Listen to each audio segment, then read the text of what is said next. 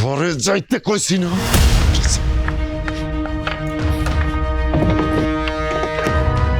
আমি চুপ, একদম চুপ। আপনি আর কোনো কথা বলবেন না ভাবি। আমি কেন কাউকে তার মনের বিরুদ্ধে যেতে ইনফ্লুয়েন্স করব বড় মামা? নাহিয়ান তো চলে যেতেই চায়, আর তাছাড়া বাড়ি থেকে চলে গেলে শেকড় ছেঁড়া কেন হবে? আচ্ছা, এবারের মেয়েদেরকে নিয়ে নোংরা কথা ছড়াক, এটা কি তুমি চাও ভাবি? না না, আমি এটা চাই না, কিন্তু আর কোনো কিন্তু না ভাবি, আর কোনো কিন্তু না।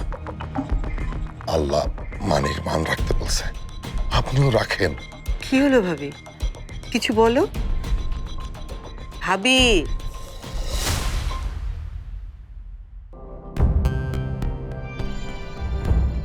আমি আমি রাজি।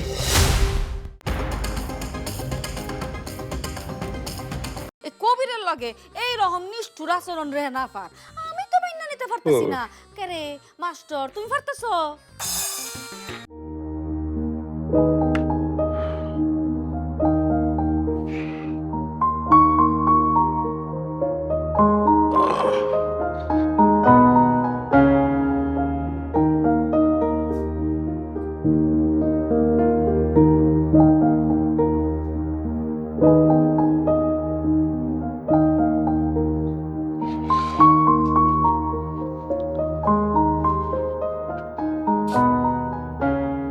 ও, নিনা এখানে ঘুমাবে? ঠিক আছে, অসুবিধা নেই। আমি তাহলে নিচে যাচ্ছি লিভিং রুমে, তোমরা আরাম করে শো। সাফাত শোনো, হ্যাঁ, তোমার সাথে আমার খুব জরুরি কথা আছে। আমার খুব ঘুম পেয়েছে, আমি এখন কোনো কথাই শুনবো না। যা বলার কাল সকালে বলো। কথাগুলো এখনই বলা জরুরি সাফাত। কি কথা?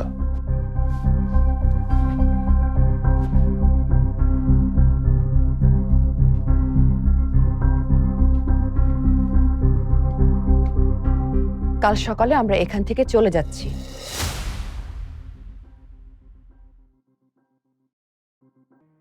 এটাই তোমার জরুরি কথা? এর থেকে জরুরি কথা এই মুহূর্তে আর কিছু হতে পারে না সাফাত। তুমি জানো না নিনা কি ফেস করেছে।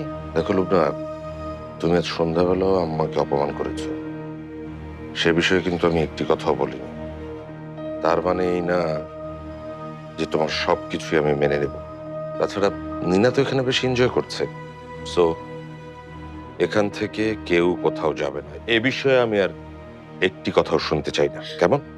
চলে যেতে কেন চাচ্ছি সেটা শুনলে তুমি নিজেই আমি খুব ক্লান্ত, আমি এখন ঘুমাবো। হ্যাঁ,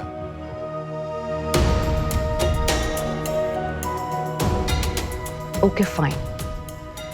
তুমি শুনলে না তো ব্যাপারটা, তাহলে এখন আমাকে বাড়ির অন্যদেরকেই বলতে হবে।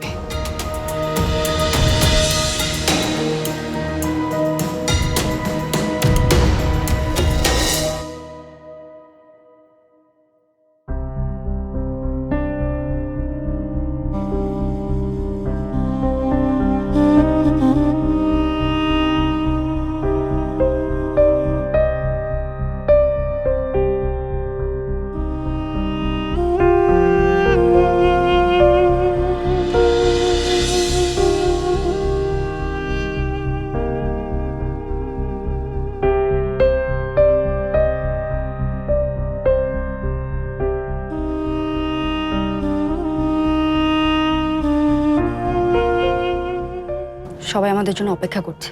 কেউ অপেক্ষা করছে না রেখা।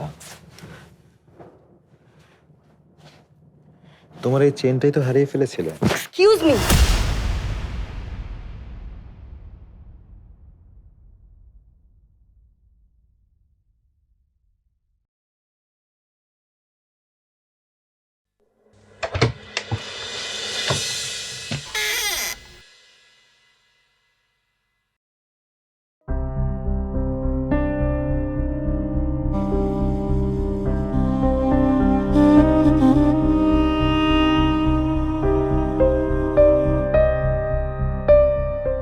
কি হয়েছে মা? আমাকে আটকায় রেখে কি করলে তোমরা? আচ্ছা আচ্ছা, দরজা কেন বন্ধ করে দিল?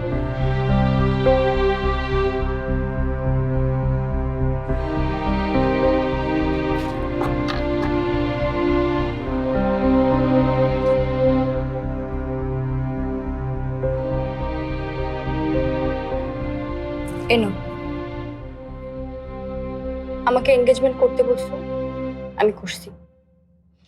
এবারে বিয়েটা কিভাবে ভাঙবা এটা তোমার দায়িত্ব। আমার কথা আমি রাখছি মা, এবার তুমি তোমার কথা রাখো। এদিকে আয়।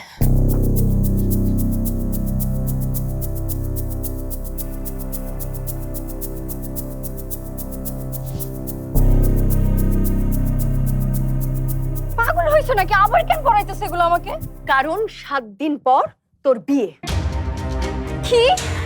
বিশ্বাস হচ্ছে না কেন? তোর জন্যই তো সব হচ্ছে। রাজীবকে কি এমন তুই বলেছিস যে রাজীব এত রেগে গেল আর 7 দিনের মধ্যে বিয়ের তারিখ ঠিক করতে বলে চলে গেল? মা, আমি তো কিছু বলি নাই রাজীবকে। রাজীব একটা অসভ্য, নোংরা, বাজে লোক।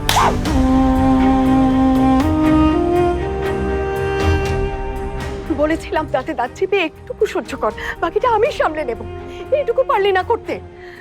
অ্যাডমিশন টেস্ট পর্যন্ত হাতে সময় ছিল, ভেবেছি এর মধ্যে কিছু একটা করে তোকে এই দোজক থেকে নিয়ে চলে যাব। এখন আমার হাতে কিছুই নেই, সবকিছু আমার হাতের বাইরে। তোকে বিয়েটা করতেই হবে। তুমি এটা আটকাইতে পারলো না মা। তুই পারলি না একটুকু সহ্য করতে? কেন নিজের মুখটা একটু বন্ধ রাখতে পারলি না? যা হয়েছে সবকিছুর জন্য দায়ী তুই, মেঘা। আর যাই হোক, তুই শুক্রিয়া কর, ছেলেটা ভালো পরিবারের। তোর পড়াশোনা হবে, তোকে ভালো রাখবে, কোনো কিছুর অভাব হবে না তোর। অন্তত এই দোজক থেকে তো তুই বের হতে পারবি। তুমি কি বলতেছো মা? তুমি জানো তুমি এক মুখে দুই রকম কথা কেন বলতেছো? যত রকমের কথাই বলি, ঘটনা একটাই ঘটবে। 7 দিন পর তোর বিয়ে। এটা হইতে পারে না মা। আমি এই বিয়ে করব না, কিছুতেই করব না। রাজীব যেটা করছে সেটা মুখ বন্ধ রাখার মতো কাজ না মা। তুমি আমার কথা কেন বিশ্বাস করতেছো না? তোকে আমি খুব ভালো করে চিনি মেঘা। তিলকে তাল বানাস তুই। এখন আমার হাতে আর কিছুই করার নেই, তোকে বিয়েটা করতেই হবে। মা, আমি চেষ্টা করেছি, পারিনি। তোর চাচা চাচি কেন তোর জন্য অপমান সহ্য করবে? আমি মা, তাই আমি সহ্য করেই যা। মা, মা, মা, তুমি শান্ত হও মা। তোমাকে কিচ্ছু করতে হবে না। আমি রাজীবের সাথে কথা বলবো। ওনার কথা যেহেতু বিয়েটা আগে আসছে, ওনার কথাটাই বিয়ে পিছাবে মা। তুমি প্লিজ, তুমি জানতে হও মা। তোমার প্রেশার লো করবে মা।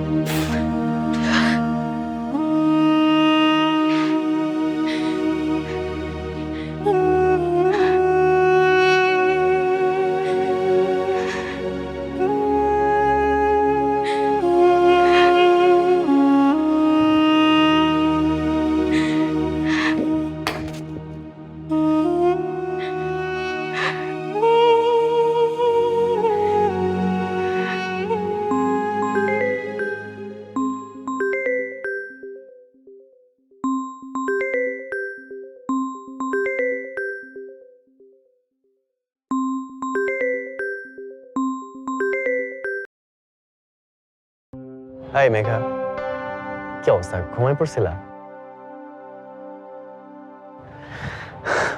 আজকে আমি তোমার সরি বলার জন্য ফোন করছি। আজকে তোমাদের গেস্টের সাথেও আমি মিসবিহেভ করছি, কিন্তু আমি শুধুমাত্র তোমার জন্য সরি ফিল করতেছি। তুমি আবার এইটা ভাইবো না যে ওই ক্রিঞ্জ টাইপের ফলার জন্য আমি সরি বলতেছি। ওরে তো পাইলে আমি ওর ঘাড়ের উপর একটা ফ্লাইং কিক দিতাম। বাই দ্য ওয়ে, আজকে তোমাদের বাসায় কিসের ইভেন্ট হইলো? কালকে কথা বলবো নাহিয়ান। আরে কিসের কালকে কথা বলবো? তুমি আগে বলো আমাকে কয়বার মিস করছো? Hello hello Megha, hello.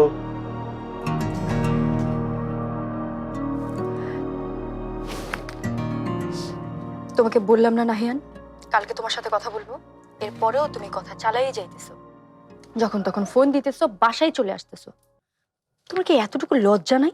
হ্যাঁ ব্রো, বুঝলাম না কল করতে কে লজ্জা পায়। অবশ্য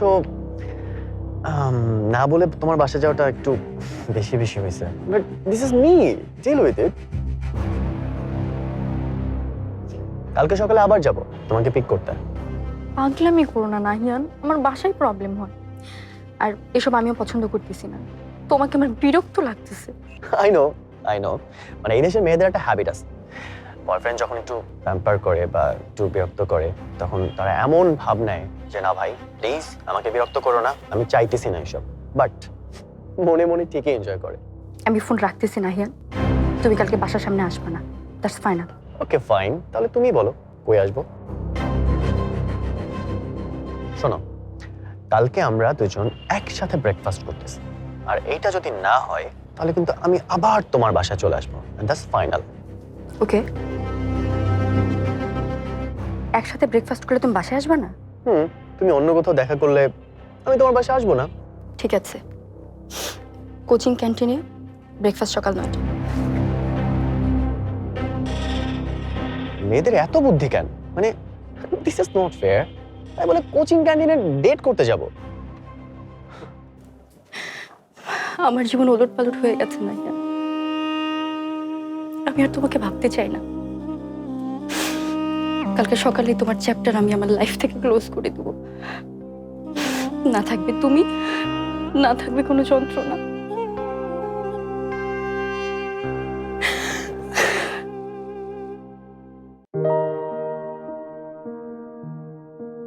ফারদিন, তাড়াতাড়ি নিচে নেমে এসো। আসসালামু আলাইকুম আম্মা। ওয়ালাইকুম সালাম। বস, ভালো আছিস? আছি ভালো আম্মা। আমার তোমার শরীর ভালো আছে? আলহামদুলিল্লাহ। রাশা, রাশা, শুধু নিজের ছানাপোনাকে ডাকলেই হবে? আর নাহিয়া নীরাকে কে ডাকবে? নাহিয়া তো সকাল সকাল বেরিয়ে গেছে মা, আর রাশা তো নীরাকে নিয়েই নামবে। তাহলে অন্তত লুবনাকে ডাকো। এত কষ্ট করতে হবে না, আমরা চলে এসেছি। কোথাও যাচ্ছ না কি ভাবি? কি ব্যাপার, সবাই তো চুপচাপ, কাহিনী কি? যাই আমি ফ্রেশ হয়ে আসি, ব্রেকফাস্ট করব। কি ব্যাপার, তোমরা দুজন কোথায় যাচ্ছ? আমার কাজিনের বাসায়। ভালো কথা, কাজিনের বাসায় যাবে, সেখানে লাগেজ নিয়ে যেতে হবে কেন? কারণ আমি ওই বাসাতেই থাকবো।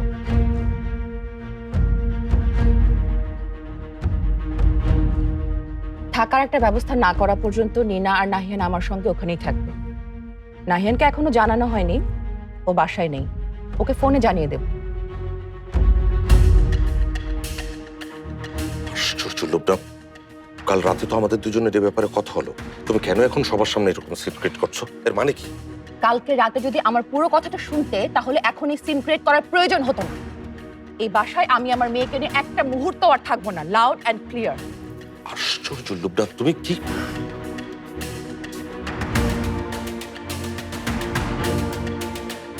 আমি কি জানতে পারি তুমি কেন চলে যেতে চাইছো? আপনাকে তো জানাতেই হতো মা, আপনার কাছ থেকে বিদায় নিয়েই যেতাম, আর চলে যাওয়ার আগে কারণটাও বলে যেতাম। প্লিজ,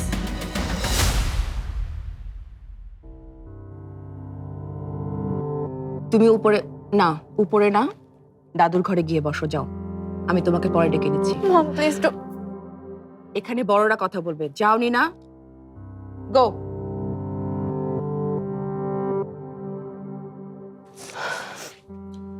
ওয়েল লুন্ডা, এবার বলো তুমি কেন এভাবে চলে যাচ্ছ? আর আম্মাকে নিয়ে যদি তোমার এতই সমস্যা হয় তাহলে বরং তুমি একা যাও। নিনা কোথাও যাবে না, নিনা এ বাড়িতেই থাকবে। আর তোমার ওই কাজিনকেও আমার পছন্দ না। লিসেন শাফায়েত, আমি যা বলার স্ট্রেট ফরওয়ার্ড বলতে পছন্দ করি, যদিও এর জন্য সবাই আমাকে ভুলভাবে জাজ করে। মায়ের সঙ্গে আমার কোনো শত্রুতা নেই।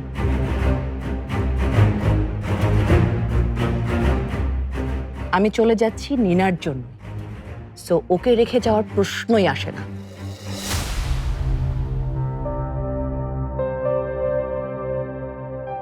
এই বাড়িতে আমার টিনেজার মেয়ের কোনো নিরাপত্তা নেই। হোয়াট?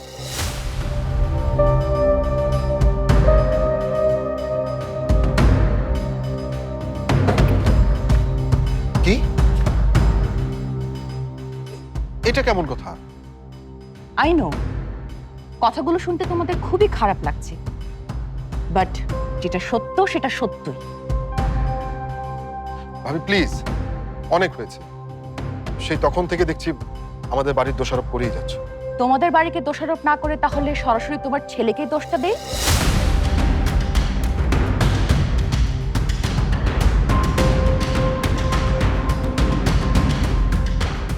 শোনো, সবাই কথাটা ভালো করে শোনো, কারণ কথাটা আমি একবারই বলবো আর না। ফারদিন নিনাকে ব্যাড টাচ করেছে।